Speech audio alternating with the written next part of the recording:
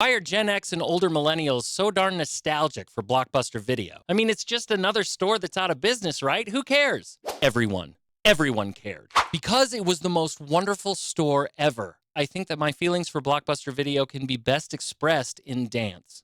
What a difference! Blockbuster Video! Wow! What a difference! Thank you. See, I feel uniquely qualified to talk about this because I loved Blockbuster Video, I was hired by Blockbuster Video, and yes, I was also fired by that corporation. Because I deserved it. I'll talk about that later. Now, as much as I loved Blockbuster Video, after a while, I started to take it for granted. You don't realize how special it is until it's gone, kind of like an old flame or an iron lung. But to fully appreciate the wonder, nay, the majesty, that is Blockbuster Video, you have to understand the context. Picture this. It's 1993. It's a Friday night and your dad just got paid, so he's feeling like a Rockefeller, just tossing out those Lincolns like they were nothing. After bringing home some Little Caesars pizza, 2 medium pizzas for $8.88, yeah, that was a thing, and it was cool. He puts down his crazy bread, looks you in the face, and says those 4 little words that you've been waiting to hear. Let's get a video. Everybody piles into the station wagon to go to the hottest club in town on a Friday night, the video store. Let me remind you, little whippersnappers, what life was like back in the 90s before the internet. If you wanted to go see a movie, you only had 2 options. Either go out to a movie theater or see the movie on VHS. There was no third option. I mean, you could watch a movie on TV, but then you had to know when it was going to be on. There were commercials in the middle of it, and it was heavily edited for content. I have had it with these monkey-fighting snakes on this Monday to Friday plane. And cable TV was pretty much for rich kids, and rich kids suck. Rich kids suck. So with just these 2 options to see a movie, you were going to have to leave the house at some point. And I know people talk about Blockbuster as if it was the only video store in town, but that's not true. There were lots of independent video rental places, and they were really, really cool. They usually had a much bigger selection, and because it was a mom and pop shop, they put a lot more care into it. Many of them had such a wide selection that they even had an adults-only section with just a beaded curtain. So one time when I was 8 years old, I walked right through that beaded curtain into the adult section. And that, kids, is how I learned that women can grow hair in places other than their heads.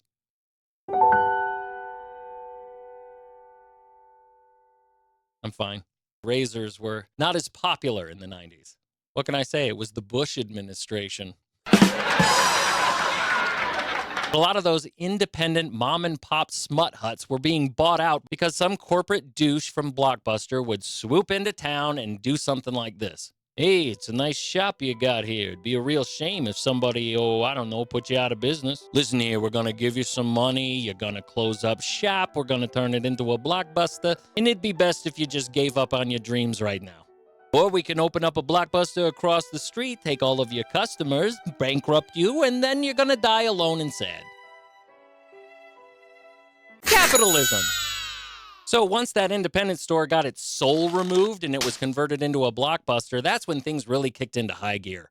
I mean, even the commercials for Blockbuster were amazing, like this one. So I met this girl. I asked her to dinner and a movie. She asked, what do you have in mind? So I said, Make it a Blockbuster night and a border night too. Go to Taco Bell, buy tacos or burritos and a medium drink. Get a free Blockbuster Video. Wow, Blockbuster and Taco Bell? Looks like you got yourself a keeper. Yeah, they definitely made a baby that night. Walking into a Blockbuster as a kid was a magical experience. It was like being transported into another dimension where everything was possible and it was all at your fingertips. Even the carpet had a certain smell to it, which I can't really duplicate, and I've been chasing that dragon for years. If the movie you wanted was there, then there was a box behind the box, and you just go ahead and take it and rent it. If it wasn't there, you could always take your chances and go to the front desk and just ask them if somebody turned it in early. Free Willy back yet? Still out.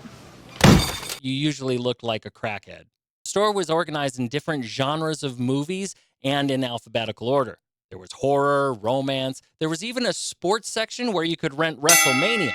Sure, it was just on pay-per-view a few months earlier, but as we said before, pay-per-view is cable, and cable is for rich kids, and rich kids suck. Rich kids suck!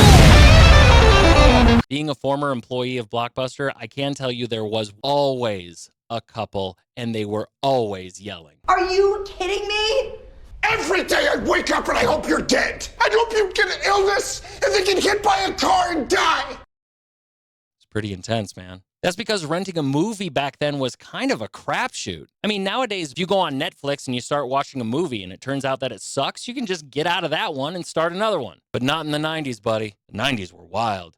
A new release was like $5, which in today's money is over $10. If you rented it and you didn't like it, you lost over $10, your date thinks you're a jerk, and it doesn't matter how much Taco Bell you order, she's not going to sleep with you.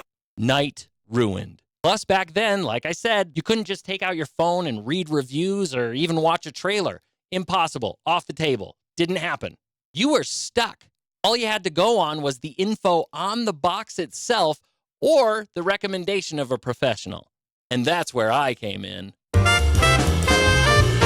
I was hired at Blockbuster Video when I was 16 years old. Yes, working at Blockbuster was a minimum wage job, but there were some awesome perks. Like, for one thing, we got 5 free movies a week, which doesn't sound like a lot now, but back then, that's like $50 worth of entertainment for free.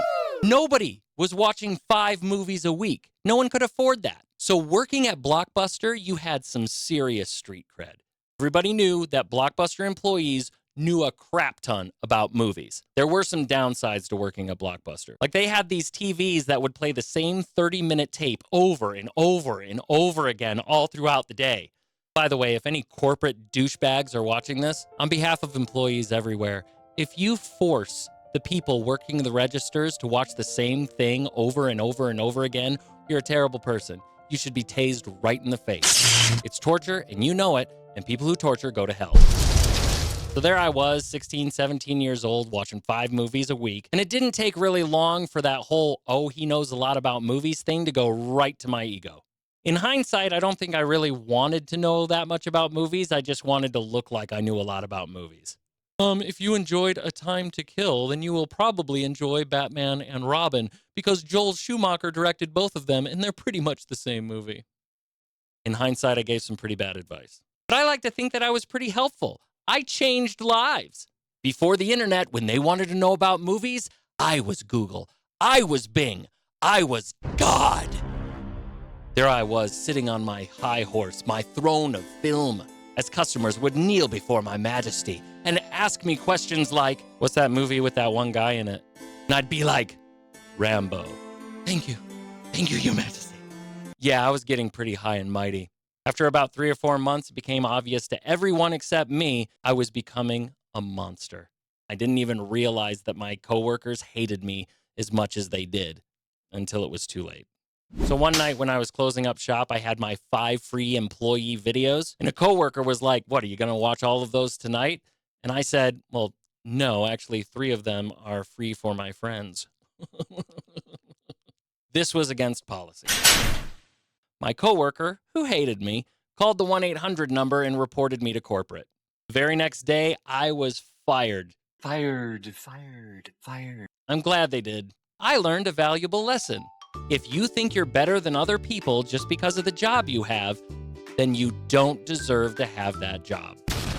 If I was a nicer person, my coworker would probably just say, hey, dude, heads up, you can't do that. But because I was so freaking annoying, he decided to just get rid of me, and I can't blame him for that. So at one point, Blockbuster started to lose money, and they were losing a lot of it. Netflix, before it was streaming, would actually send the discs to you in the mail. Blockbuster didn't care because they thought they were too awesome to fail.